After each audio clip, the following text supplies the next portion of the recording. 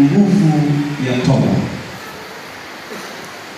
Andika nguvu ya toba. Kwa wasomaji wa Biblia, taifa la Israeli, Mungu kila wakienda tofauti alikuwa anawaacha kwenye mikono ya maadui, lakini wakitengeneza alikuwa anawapa uhuru, maana alikuwa anawapa nguvu za kuwapiga maadui zao ili wawe salama. Ile inatufundisha kanisa kwamba tunapoweza kupitia mambo mengi magumu, tunaweza kujua kwamba tukienda mbele za Mungu wetu anatupa nguvu ya utawala na ushindi. Jina la Bwana libarikiwe. Amina. Na nimeifuatilia Biblia, nimegundua toba imebadilisha mara nyingi maamuzi ya Mungu, imebadilisha mara nyingi mipango ya Mungu. Unakuta kuna jambo Mungu ameamua kabisa, mfano anaweza katuma watu akasema nendeni mkamangamize fulani kwa sababu amenifanyia kitu hiki, lakini kama yule mtu akiamua kutubu, unakuta Mungu amebadili maamuzi. Kwa hiyo katika hali ya utafiti nimegundua ni kama toba ina nguvu kubadilisha wazo la Mungu, kwa sababu toba ni unyenyekevu ambao Mungu anauona ndani ya moyo wa mtu, alafu anaweza kabadili kile alichokuwa anafikiri kufanya kwa ajili yake, au kile alikuwa anafikiri kufanya kwa ajili ya familia, au kile alikuwa anafikiri kufanya kwa ajili ya taifa, au kile alikuwa anafikiri kufanya kwa ajili ya kanisa. Jina la Bwana libarikiwe. Kanisa, haleluya. Kwa hiyo niombe, ninaamini utakaposhuka mbele zake kwa njia ya toba, Mungu atakujilia kwa namna tofauti. Biblia inasema toba inaondoa uhalali wa adui kukumiliki. Toba inamwondolea uhalali shetani wa kukumiliki katika eneo lolote ambalo alikuwa anakumiliki, pengine kutokana na kile kilichokuwa kimefanyika mpaka akafanikiwa kufika kwako. Ninaomba tufungue Biblia kitabu cha Yona. Kichwa cha somo kinasema nguvu ya toba, na tutajifunza inafanya nini, lakini pia tutaweza kujifunza kwamba pengine hata kwetu itafanya nini. Yona mlango wa 3 mstari wa kwanza hata ule wa 10. Kanisa, haleluya.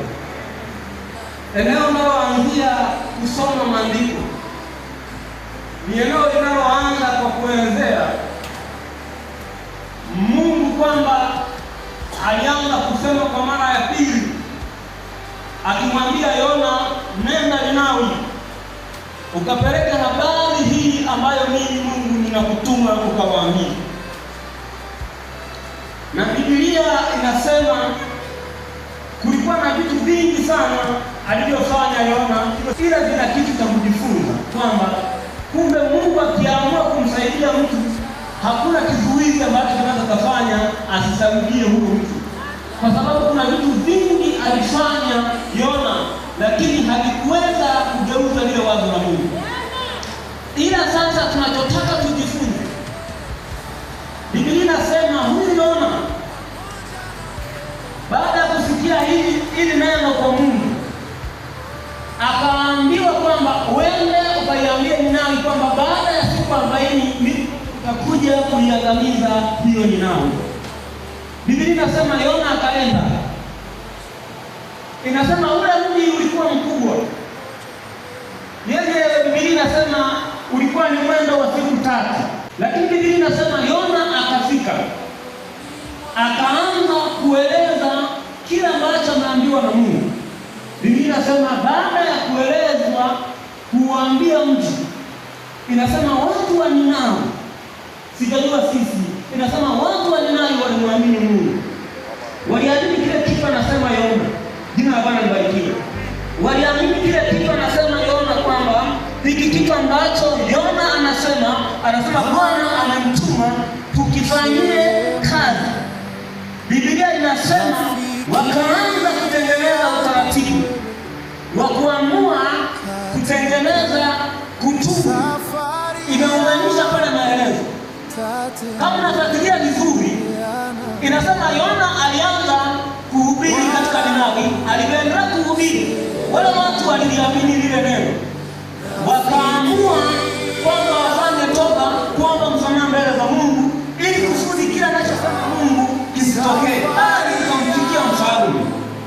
Inasema habari zilipomfikia, lile jambo akalichukua kwa uzito zaidi. Inasema akatoka kwenye kiti chake cha enzi, akaondoa mavazi yake ya kifalme, akavaa mavazi ya maombolezo. Jina la Bwana libarikiwe. Hizo ni hatua ambazo zinatupa picha, pengine kama kila mmoja kwa nafsi yake ataiona neema kuondoka katika ulimwengu wa roho na katika njia ya imani. Eneo alipo lazima kuna kitu Mungu atafanya kwa ajili yake. Inasema kaondoka kwenye kiti chake cha ufalme, akatoa mavazi yake ya kifalme, akavaa nguo za magunia, akasema muwatangazie watu, siombi mimi peke yangu mfalme, muwatangazie watu kwamba tutakuwa na siku 3 hatutakula wala hatutakunywa, watu wavae magunia, alafu mwanadamu pamoja na mnyama tusile wala tusinywe. Neno linalofuata anasema, ni nani ambaye anajua kwamba kama tukitubu mbele za Mungu hata tusamehe? Jina la Bwana libarikiwe. Lakini kwenye kichwa cha somo ninasema nguvu ya toba. Kinachoweza kunifurahisha ni maamuzi ambayo Mungu aliamua. Biblia inasema Yona alipewa taarifa awaambie kwamba baada ya siku 40 Mungu atakuja kuangamiza. Ila kila ambacho mtu wa Ninawi pamoja na uongozi pamoja na vyombo vya habari walivyoamua kulishupalia lile jambo na kutengeneza, Biblia inasema Mungu akagairi asilifanye lile jambo aliloamua kulifanya au alilopanga kulifanya. Bwana Yesu asifiwe. Toba ina uwezo wa kugeuza mawazo ya Mungu. Yale mawazo yalikuwa yamekamilika kwenye moyo wa Mungu. Amepeleka taarifa kwa Yona, sio tu kwenda kuhubiri kama sisi tunavyokwenda kuhubiri. Anasema uwaambie kwamba baada ya siku 40 mtaangamia. Ni kama ilikuwa inaenda taarifa, iligeuka kutokana na namna walivyopokea watu wa Ninawi. Jina la Bwana libarikiwe. Ile ilikuwa ni taarifa, ila iligeuzwa kutokana na wale watu wa Ninawi waliopokea kwa uzito na maamuzi waliokuwa wamefanya, ikageuzwa. Kanisa, haleluya. Wanakole haleluya.